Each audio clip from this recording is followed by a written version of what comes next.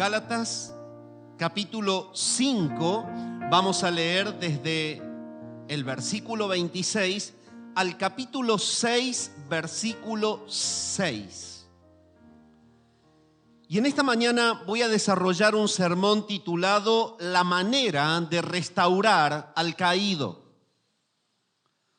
La palabra del Señor dice así en Gálatas capítulo 5, versículo 26 a capítulo 6, versículo 6. No nos hagamos vanagloriosos, irritándonos unos a otros, envidiándonos unos a otros. Hermanos, si alguno fuere sorprendido en alguna falta, vosotros que sois espirituales, restauradle con espíritu de mansedumbre, considerándote a ti mismo, no sea que tú también seas tentado. Sobrellevad los unos las cargas de los otros, y cumplid así la ley de Cristo. Porque el que se cree ser algo, no siendo nada, a sí mismo se engaña. Así que cada uno someta a prueba su propia obra, y entonces tendrá motivo de gloriarse solo respecto de sí mismo y no en otro, porque cada uno llevará su propia carga. El que es enseñado en la palabra, haga partícipe de toda cosa buena al que lo instruye. Hasta aquí nomás la lectura en la palabra del Señor. Este sermón contiene 4 puntos. El primero de ellos es una introducción al tema. El segundo de ellos surge del primer versículo del capítulo 6 y se titula Levantar al caído. El tercer punto del sermón surge de los versículos 2 al 5 del capítulo 6 que hemos leído y se titula Sostener al caído.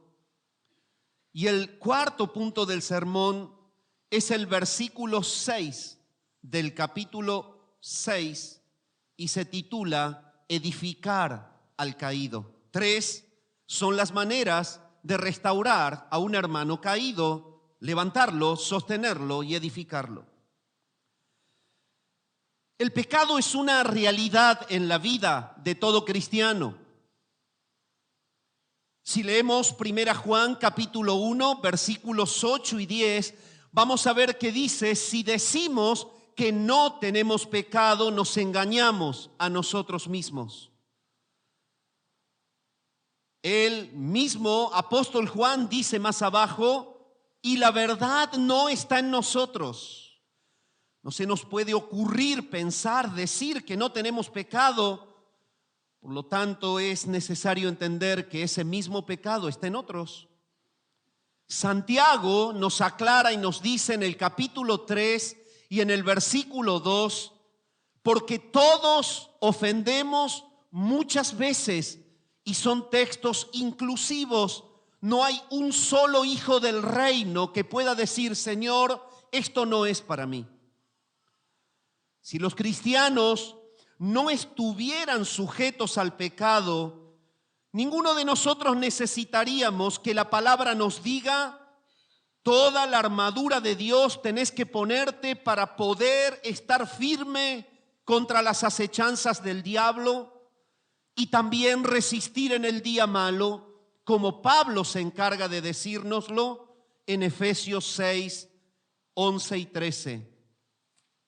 Tampoco necesitaríamos acatar la advertencia de Santiago cuando nos dice de ser tentados y descarriados por nuestras propias concupiscencias. Es un texto tan conocido. También nos dice Santiago que debemos tener cuidado con la inmundicia y la abundancia de malicia en Santiago 1, 14 y 21. Textos que incluyen al pueblo de Dios en el reino de Dios con la inclinación a pecar y la capacidad de ser malos. El mismo Gálatas, en versículos anteriores, haciendo un vínculo con el contexto cercano, ha mencionado en el capítulo 5 y en el versículo 19 al 21 las obras de la carne y cómo afectan la vida del creyente. Esta afección del pecado no solamente nos afecta a nosotros de manera personal, sino que afecta la relación con Dios y afecta a los demás. Es necesario entender que el pecado en la vida del creyente afecta la manifestación del fruto del Espíritu Santo en nosotros, afecta el gozo y la paz interior en nuestra vida, pero también afecta a la iglesia en general. Pedro expresa, hablando de este tema, pero desde la otra cara de la verdad, lo siguiente. Él dice, porque haciendo estas cosas, practicando las virtudes que él detalla en ese pasaje, no caeréis jamás. Segunda Pedro 1 y 10. El pecado en la vida de un creyente debilita también la anticipación de la segunda venida de Cristo. Cuanto más peca un cristiano, menos ansía encontrarse con el Señor. La palabra dice en Juan, nos escribe el apóstol, y ahora, hijitos, permaneced en él, para que cuando se manifieste tengamos confianza, para que en su venida no nos alejemos de él avergonzados. Es el efecto del pecado que cualquiera de nosotros podemos cometer. El pecado también derrota y algunas veces destruye nuestra utilidad en la obra, inhibe la capacidad de la administración de los dones espirituales en cualquier cristiano. Una vida llena de pecado no puede producir buenas obras en comparación a un árbol dañado que no puede dar buen fruto. Si alguno, dice la palabra por boca de Pablo escribiendo a Timoteo, si alguno se limpia de estas cosas, será instrumento para honra, santificado, útil al Señor y dispuesto para toda buena obra. Estamos introduciéndonos al verdadero sentido del párrafo. En segundo lugar, el pecado no solamente nos afecta personalmente en lo que acabo de expresar, el pecado afecta la relación con Dios. Pablo hace una comparación chocante cuando lo detalla entre un creyente inmoral y la unión de el Señor con una ramera, algo impensable. Sin embargo, lo utiliza para graficar esa realidad. Cuando lo dice, ¿cómo puede ser siquiera posible, ¿sí? El que se une con una ramera es un cuerpo con ella? Es algo impensado. Pablo se los escribe porque los corintios descuidaron su santidad personal y afectaron la relación con Cristo. Y les dice él, los dos serán una sola carne. Es necesario que entendamos que afectamos nuestra vida espiritual cuando descuidamos nuestra santidad. Esto hace el pecado. Y dice en 1 Corintios 6, 16 y 17, el que se une al Señor, un espíritu es con él, y ahí le da el verdadero ímpetu a la enseñanza. Es tremendo. El cristiano que descuida esto afecta el vínculo con Cristo, afecta al Señor. Por eso, Un creyente que peca vincula al Señor mismo con su propio pecado. No puede estar separado.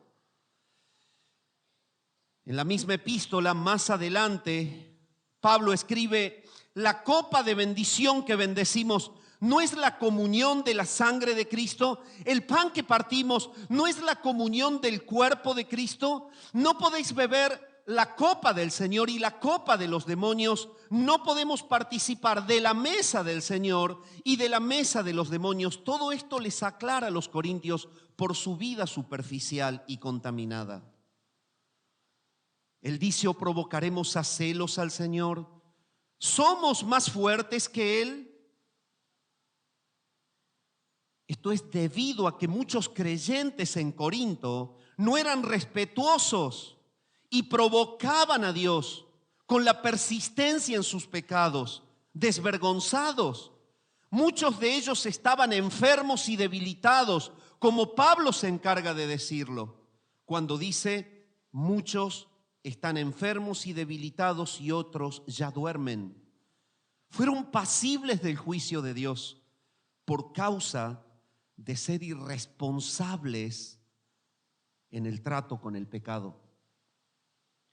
Siempre que los creyentes pecan, contristan al Espíritu de Dios. El Espíritu Santo, que enfocado está en formar a Cristo, ahora se detiene para enfocarse en una disciplina. Y a esto la palabra le llama el acto del contristamiento del Espíritu, tal como lo dice 1 Corintios 12:13. El objetivo más importante de la vida de todos los cristianos, tanto a una escala individual como corporativa o institucional o corporal, orgánica de la iglesia, es el cuidado de la santidad. El famoso puritano John Owen decía: mata al pecado en ti, o el pecado te matará a ti. La primera misión de la iglesia es honrar y glorificar a Dios. Y Él puede ser honrado y glorificado por sus hijos solo en la medida en que crecen para ser semejantes a Él en el carácter. Aunque el Evangelio es el frente que avanza para expandir el reino, es un ministerio de la iglesia, la santidad es el único fundamento sobre el cual puede cimentarse un evangelismo efectivo. La prioridad suprema de la iglesia es la santidad y la pureza en la vida interior. Dios puede hacer todo lo que Él desea y planifica por medio de cristianos cuidadosos de la santidad. Pero el mayor estorbo en la expansión del reino de los cielos es el cristiano individual que es irrespetuoso en relación a la santidad, y es la congregación que no es celosa con respecto a la santidad. Ese es el mayor estorbo terrenal a la expansión del reino de los cielos. En el sentido positivo, entonces, la santidad supone crecer en la semejanza a Cristo, en conocimiento y en obediencia de la palabra de Dios y en sumisión a la guía del Espíritu Santo. En el sentido negativo, implica corregir lo que es impuro en la iglesia. Corregir lo que es impuro en la propia vida personal. Corregir lo que es impuro en la vida de otros. Y ahora vamos tomando como un pequeño vislumbre de qué significa el párrafo que hemos leído. El apóstol amonesta a los creyentes en esta extensión desde el 5:26 al 6:6 a que no se jacten de pureza, de capacidad de ser impecable siempre, a que observen sus propias vidas.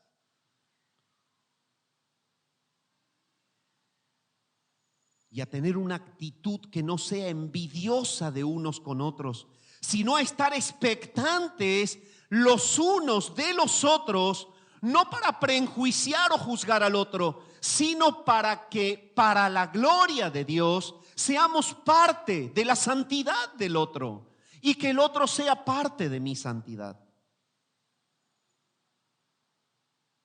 Las actitudes pecaminosas son la marca de los cristianos pecadores e inmaduros que ponen sus propios intereses por encima de los intereses de sus hermanos en la fe. Son características de creyentes que no andan en el Espíritu. Las características de aquellos que miran de una manera prejuiciosa y criticona a los demás, sin observar la capacidad que tienen de cometer los mismos o peores hechos. Es necesario que entendamos lo que el párrafo nos enseña, y para ello el apóstol declara que siempre que un hermano pecador sea disciplinado en la iglesia porque ha caído, los miembros espirituales de la iglesia deben encargarse de levantarle, de sostenerle y de edificarle. Mi amado hermano, esta es la intencionalidad del párrafo que acabamos de leer, por la gravedad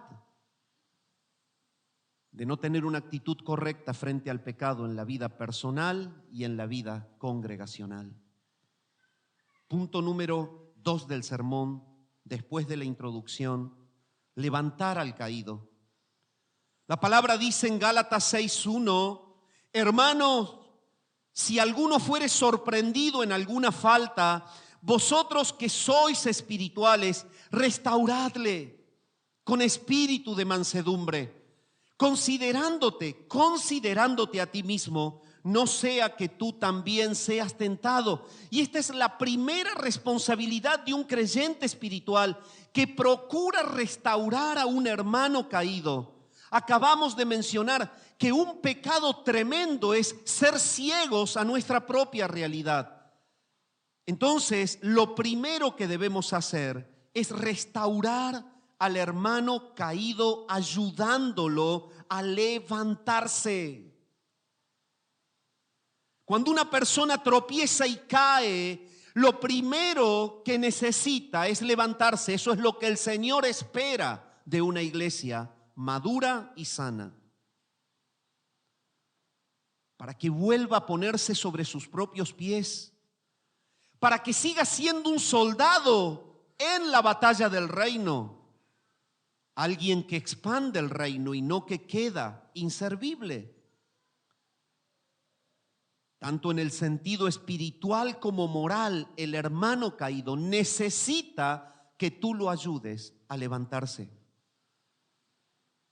Incluso si alguno fue sorprendido en alguna falta, tal como el texto lo dice, merece ayuda y ánimo, tanto como confrontación y reprensión. La palabra sorprendido puede implicar que la persona fue vista mientras cometía el acto, lo que indica que era culpable sin lugar a dudas. No hay forma de que él pueda decir: yo no lo hice, pará, yo te vi. El punto es cómo actúo cuando yo lo veo. La palabra ahí en el original es el verbo prolambano. También tiene y da cabida a la idea de que un hombre era o sea sorprendido por la falta misma. Llegó la falta, él no fue íntegro en cómo manejar su propia tentación, por así decirlo. Y este parece ser el significado más apropiado en el contexto del párrafo. Fue sorprendido por su propia debilidad, por su propia falta, así como soy sorprendido yo cada día en las mías.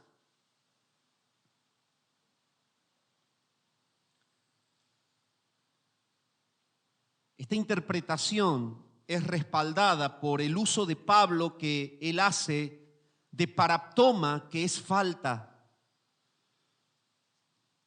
Y el concepto básico de paraptoma es tropezar o caer.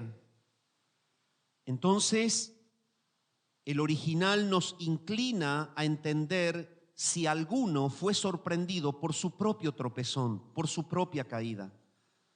La persona no comete el pecado con premeditación, sino más bien baja la guardia y tal vez cae en una tentación que según cree él es capaz de soportar. El que cree estar firme, mire que no caiga.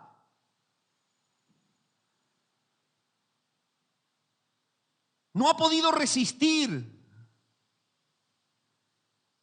También es posible que simplemente trate de vivir su vida en su propio poder y como es inevitable, falla porque es de carne, con lo cual produce una obra de la carne en lugar de un fruto del Espíritu y el resultado es el evidente.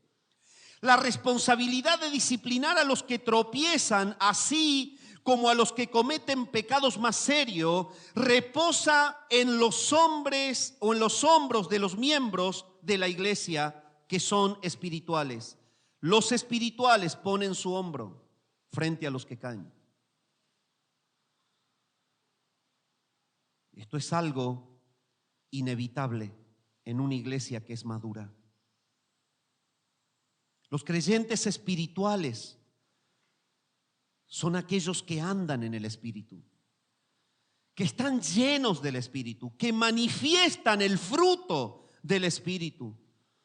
Aquellos que en virtud de su fortaleza espiritual son responsables por aquellos que son débiles y carnales.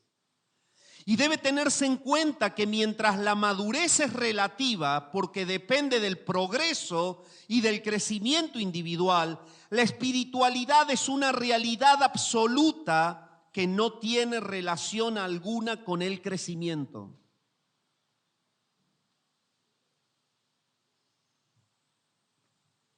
Esto es algo tremendo. En cualquier punto en la vida de un cristiano, desde el momento de su salvación hasta la glorificación, el cristiano puede ser solo dos cosas: espiritual, porque anda en el Espíritu, o carnal, porque se conduce satisfaciendo sus impulsos carnales. La madurez es entonces el efecto acumulado de los tiempos de espiritualidad. Pero cualquier creyente en cualquier punto de su crecimiento hacia la semejanza a Cristo puede ser un creyente maduro y espiritual que ayuda a un creyente que está en pecado porque ha caído en la concupiscencia de su propia carne. Esto es lo que tenemos que entender para ser una iglesia sana y madura. Los que tienen fortaleza espiritual y moral tienen la responsabilidad de apoyar a los que tienen debilidad espiritual y moral. Pablo se encarga de decírselo a los romanos en el capítulo 15 y el versículo 1. Así que los que somos fuertes, dice él, debemos soportar las flaquezas de los débiles y no agradarnos a nosotros mismos.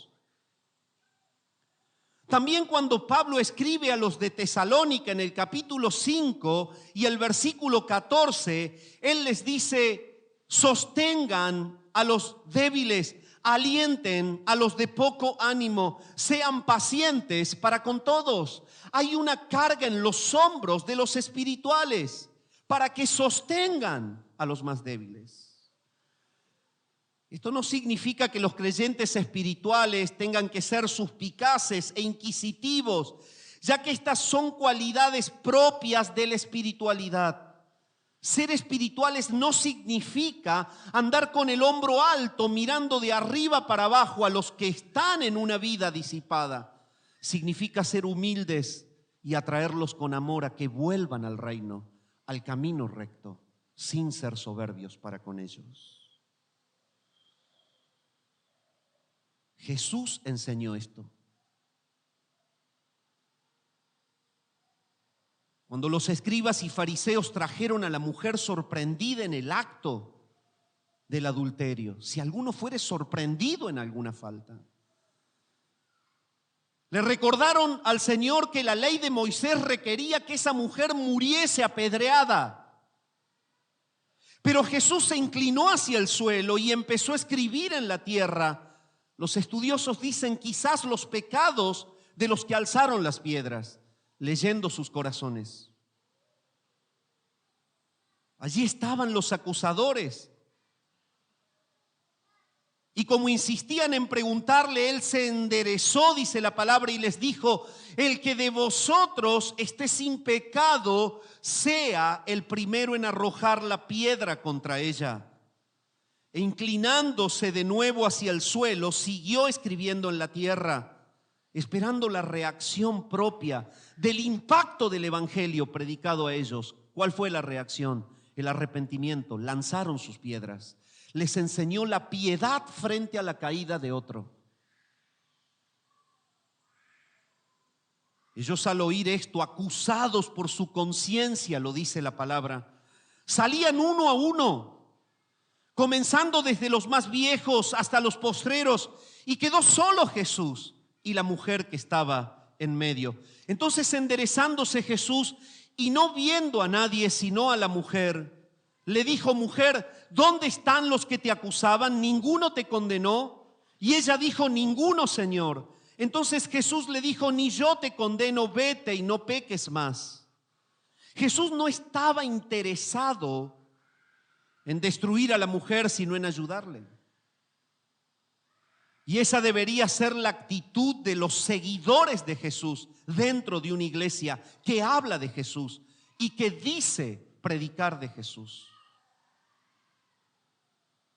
El mandato de Jesús: no juzguéis para que no seáis juzgados, en Mateo 7:1, es usado con frecuencia por algunos cristianos para oponerse a la disciplina en la iglesia, y algunas veces es citado por gente de afuera para oponerse a las posturas fuertes que asume la iglesia con respecto a los males morales.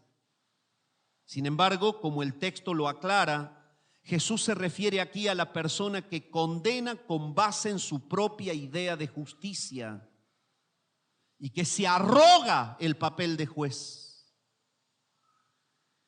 a fin de imponer sus propias sentencias a otros, porque solo ve lo mejor de sí mismo y lo peor en todos los demás.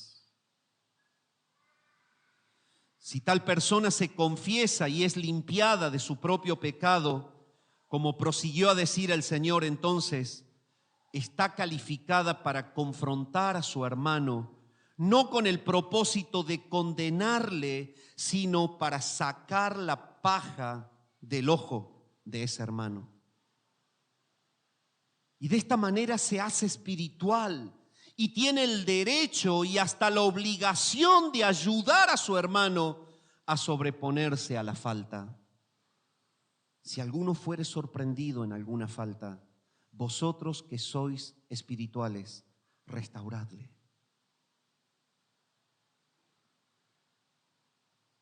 Santiago hace una advertencia similar acerca de juzgar a los otros, también que se utiliza con frecuencia para oponerse a la disciplina muchas veces.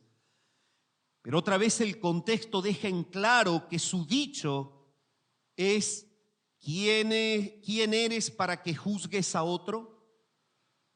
El apóstol no hablaba acerca de ayudar a un hermano a salir de un pecado, sino de las personas que juzgan y condenan en detrimento de los hermanos. Ese es el problema del pecado cuando queremos levantar al caído. La actitud que tenemos cuando vamos hacia ellos nos califica o nos descalifica delante del Señor. Un cristiano que murmura del hermano, un cristiano que juzga a su hermano, no es más que un orgulloso, cruel, y se cree justo en su propia opinión, cuando quizás a los instantes está haciendo algo peor en su vida. Solo busca exaltarse a sí mismo con el menosprecio de los demás Por otro lado, un creyente espiritual que de manera humilde procura restaurar a un hermano que peca, no habla mal de él. Esa es la actitud del espiritual, sino que le sirve de la mejor manera posible.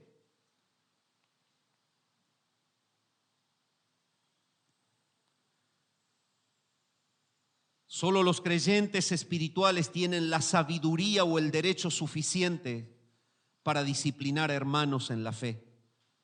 Así como los creyentes espirituales son los únicos que tienen derecho de ejercer el liderazgo en la iglesia, porque el Señor los autoriza. El punto es cuándo lo somos. ¿Cuándo lo somos? Una actitud espiritual es levantar al que vistes en el acto del pecado. En cambio de correr y agarrar el celular y mandar el WhatsApp, ¿viste lo que está haciendo tal? Lo acabo de ver en la parada del colectivo. ¿No sabés lo que me enteré ayer tomando mate con torta con grasa en el patio?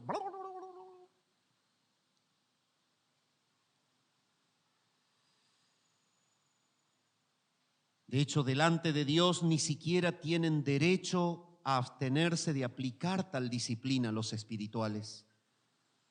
La iglesia sana cuida la santidad grupal. Es un mandato ineludible aplicar esa disciplina, pero eso significa restaurarle. Cuando una iglesia se compromete a restaurar a sus miembros caídos, sigue el camino de la pureza y se hace útil para Dios. Ese es el punto. Pero ¿se dan cuenta que caminamos en una cornisa fina? Debemos hacerlo, pero ¿cuál es el corazón con que lo hacemos? ¿Seremos calificados como restauradores espirituales o como pecadores prejuiciosos que solo intentan colocarse por la caída del hermano en un peldaño más alto para mirarlo y juzgarle? Esa es la figura empleada por el escritor de Hebreos al hacer este llamado a los creyentes: levantad las manos caídas, levanten las rodillas paralizadas, hagan sendas derechas para vuestros pies, para que lo cojo no se salga del camino, sino que sea sanado. Los creyentes espirituales restauran a un creyente caído, primero que todo, mediante el simple reconocimiento personal de que lo que hizo el hermano es una falta. Hasta que una persona admita su pecado, no puede ser ayudado a salir de él. Una vez que lo hace, debe ser alentado a confesar su pecado ante Dios y a apartarse de él en arrepentimiento. Esta es la manera práctica del que confronta, del consejero, del que tiene el mano a mano principal, buscando con sinceridad el perdón de Dios. Así se levanta el caído. Seremos aprobados con la actitud que tenemos y con lo que hacemos, con el que lo encontramos en lo que normalmente hacemos.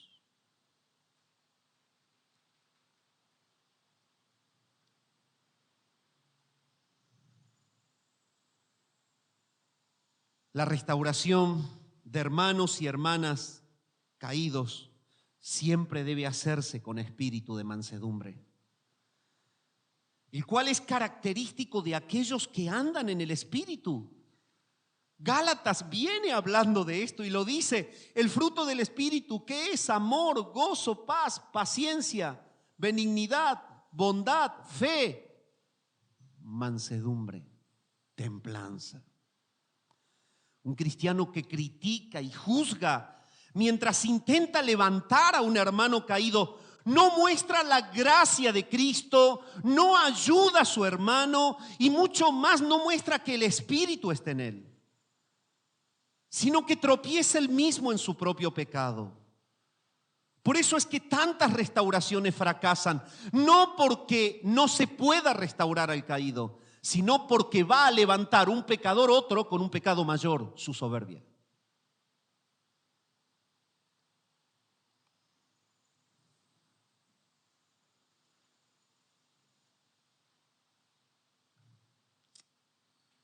La precaución que el apóstol da en este texto, considerándote a ti mismo, no sea que tú también seas tentado, muestra con claridad que aún los creyentes espirituales pueden tropezar. Porque estamos hechos del mismo material. Si nos escarbamos de la piel para abajo, encontraremos huesos, como encontramos en el cuerpo de aquel que ha caído. Puesto que la exhortación considerándote a ti mismo es tan importante, Pablo utiliza una palabra enérgica. Allí el griego es escopeo. Significa concentrar la observación en algo con detenimiento, observar con cuidado.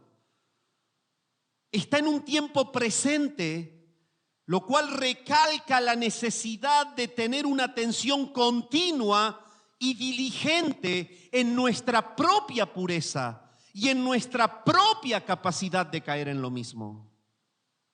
La actitud de todo cristiano debe ser siempre la actitud de Jesús. Y cuando un creyente tenga que brindar su ayuda en la disciplina de un hermano caído, debe pedir una porción especial del amor y de la bondad de Jesús y copiar sus pasos. ¿Hay alguien caído al lado tuyo? Dime, ¿cuál es tu inclinación? La primera inclinación del carnal es contarlo. La inclinación del espiritual es quebrar las rodillas y orar por él sin que nadie lo sepa.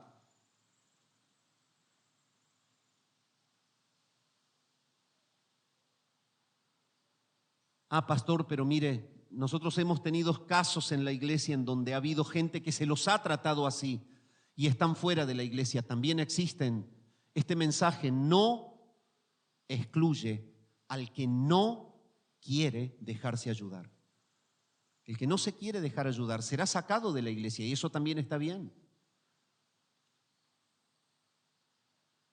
El párrafo no se refiere a ellos. Se refiere a los que sí se quieren dejar de ayudar, pero no encuentran personas maduras y humildes que lo ayuden. Encuentran jueces carnales que los destruyen. Y ese es el punto. En tercer lugar, debemos aprender a sostener al caído, no solamente ayudar a que se levanten. Dice el versículo 2 al 5, sobrellevad los unos las cargas de los otros y cumplid así la ley de Cristo, porque el que se cree ser algo no siendo nada, a sí mismo se engaña. Así que cada uno someta a prueba su propia obra y entonces tendrá motivo de gloriarse solo respecto de sí mismo y no en otro, porque cada uno llevará su propia carga. La segunda responsabilidad de un creyente espiritual que busca restaurar a un hermano es ayudarle a mantenerse en pie después de haberse levantado. ¿Qué pasa después? Bueno, ya se levantó, que se las arregle. No es suficiente ayudarle a darle espalda al pecado y dejarle ahí solo. Es justo, después de una victoria espiritual, que Satanás lanza sus ataques más severos contra los hijos de Dios, es justo que los creyentes estemos allí para evitar que vuelvan a caer. Los cristianos, dice ahí Pablo, deben sobrellevar en tiempo presente y de manera continua los unos las cargas de los otros. Y eso es lo que está diciendo allí. Aquí sobrellevar alude a la idea de soportar el peso con aguante y entereza. ¿Qué hacemos con el que se levantó? Ya está. Señor, ya fui espiritual. ¿Cómo disfruto ser más espiritual que el que levanté? Pero ahora estoy cansado, agotado, me olvido de mi relación con Él. Hermanos, esto no es una iglesia sana. Sobrellevar las cargas los unos de los otros es una constante actitud de apoyo y aporte hasta el día de la glorificación. Es estar conectados con un caminar recto y santo del otro hasta que el Señor vuelve, no dejar de ayudar porque ya se levantó el que había caído. Es necesario que entendamos esto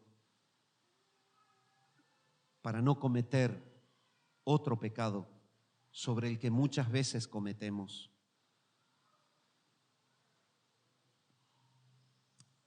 Usado en sentido metafórico con este pasaje, esto representa cualquier problema u obstáculo que una persona tiene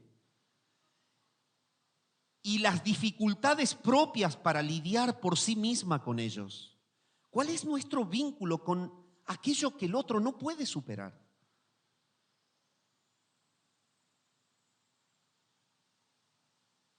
Se refiere por el contexto a las cargas que tienen los creyentes en pecado cuando han caído, se levantan y lidian con él hasta que caminan nuevamente, rectos y bien.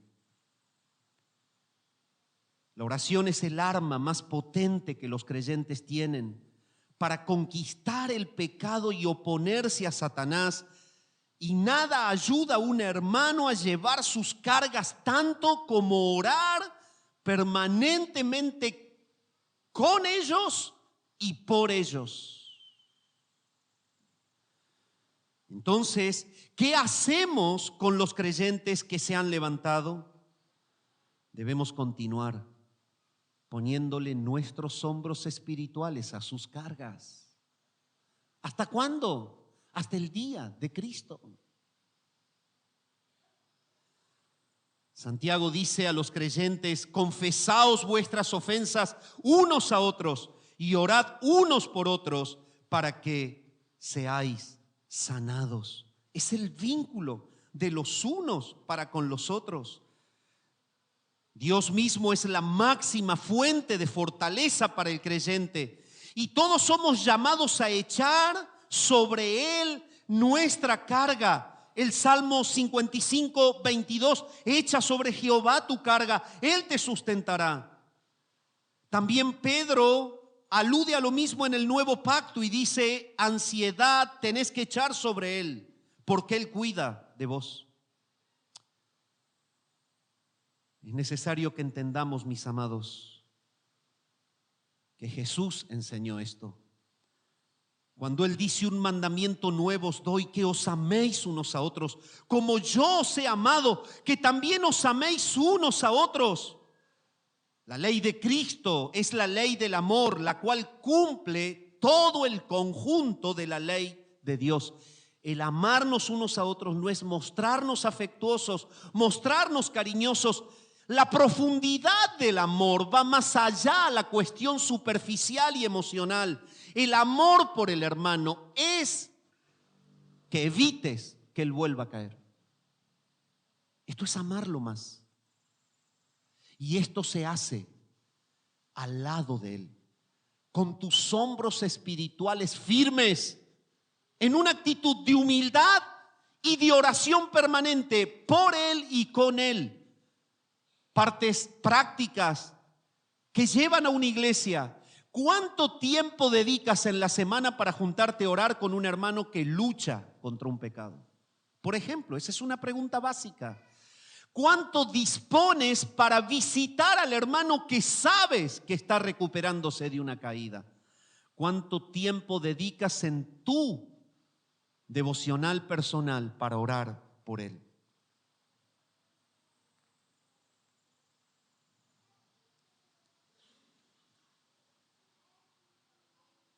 En cuarto lugar,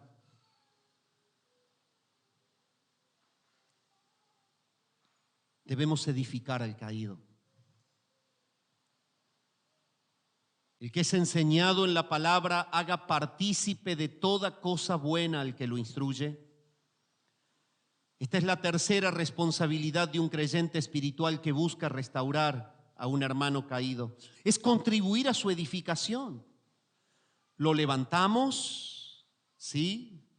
Ahora, nos colocamos humildemente y en oración a su continuo caminar recto, pero hay algo más que el pasaje pide en una iglesia sana. Es ayudémoslo a crecer, edificar al caído. Este versículo no parece cuadrar con la primera parte del enfoque del pasaje, porque normalmente es tomado para decir haga partícipe de toda obra buena el que lo instruye, automáticamente lo usamos para un sostén pastoral, por ejemplo.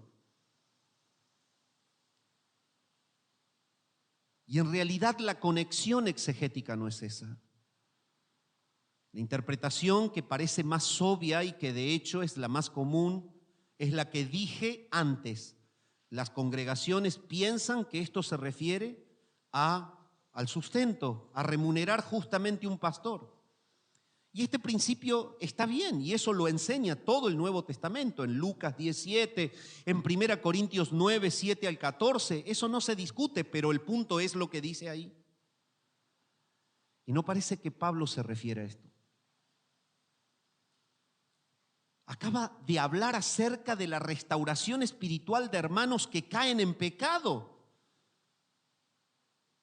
En los versículos 7 y 8, el contexto más abajo habla justamente de cosechar y recolectar en la carne o en el espíritu. No parecería ser que diga eso allí. Entonces, ¿qué dice?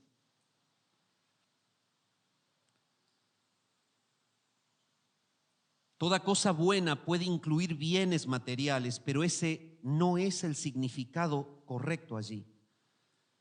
El texto griego que se puede traducir allí es: el que recibe instrucción debe participar al lado de aquel que le enseña en todas las cosas buenas.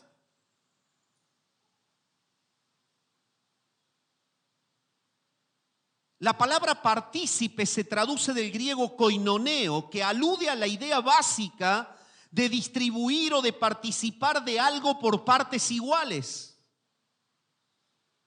La forma verbal de este sustantivo se traduce con una idea común de comunión fraternal. Y entonces, ¿qué dice ahí? Pablo habla acerca de algo que debe ser mutuo, no de una de las partes que sirve o suministra a la otra, sino de ambas partes que participan juntas y en la misma medida, en un mismo fin. Entonces, ¿qué dice? El que es enseñado en la palabra y el que lo instruye tienen un compañerismo común en la fe y deben participar juntos en toda obra buena.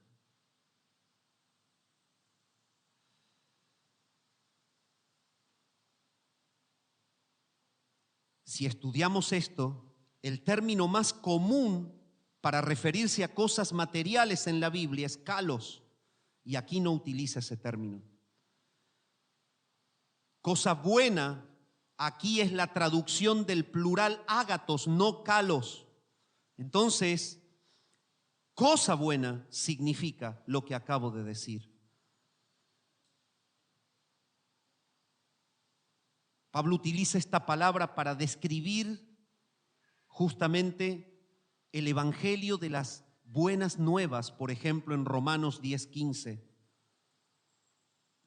El escritor a los hebreos usa la misma palabra que tiene Gálatas allí cuando habla de los bienes venideros, por ejemplo, y son todas cuestiones espirituales, no son cuestiones ni financieras ni materiales. Entonces, ¿qué quiere decir? Quiere decir que el acto de participar de toda buena cosa constituye el tercer paso en la restauración de un creyente caído. Esa es la exégesis del párrafo. Y esto es alimentar al hermano que ha caído. El cristiano espiritual que ha levantado y que ha sostenido a un hermano caído, también le edifica en la palabra, lo hace partícipe de toda obra buena, están en conjunto permanente, hasta el día de la gloria. ¿Cómo? Nutriéndolo de la verdad del Evangelio, que lo que hace es purificarlo, que lo que hace es fortalecerlo y que lo que hace es capacitarlo para que no caiga de nuevo. Para que juntos participen de toda cosa buena, como la palabra lo menciona allí. Es mi deseo que después de este sermón comencemos a mirar a los hermanos de una forma distinta. Que la primera mirada sea hacia nuestra debilidad. Que la primera mirada sea hacia nuestra realidad de poder ser peores que en ellos en cualquier instante. Pero que la mirada sea espiritual en el sentido de amar la santidad del hermano, la santidad de la iglesia y poder ayudarlos a caminar. ¿Cómo? Levantándolos cuando caen, poniendo el hombro espiritual y humilde para sostenerlos hasta la venida del Señor y estar conectados permanentemente con un alimento espiritual para ayudar a que ese que tropezó no vuelva a caer. Padre, te queremos dar gracias en esta mañana por tu palabra, adoramos tu nombre. Señor, úsanos en nuestra vida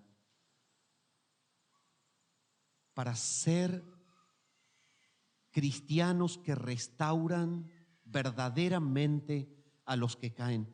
Que nos ayudemos unos a otros. Señor, guía a los hermanos para que sean piadosos cuando yo caigo. Para que me ayuden a levantar, para que pongan su hombro espiritual bajo mi débil espalda en mis luchas y para que me nutran y me edifiquen en Cristo para aborrecer más el pecado y no volver a caer. Bendice a la iglesia aquí y en cada lugar reunida para la gloria de tu nombre. Oramos al Padre en el nombre de Jesús.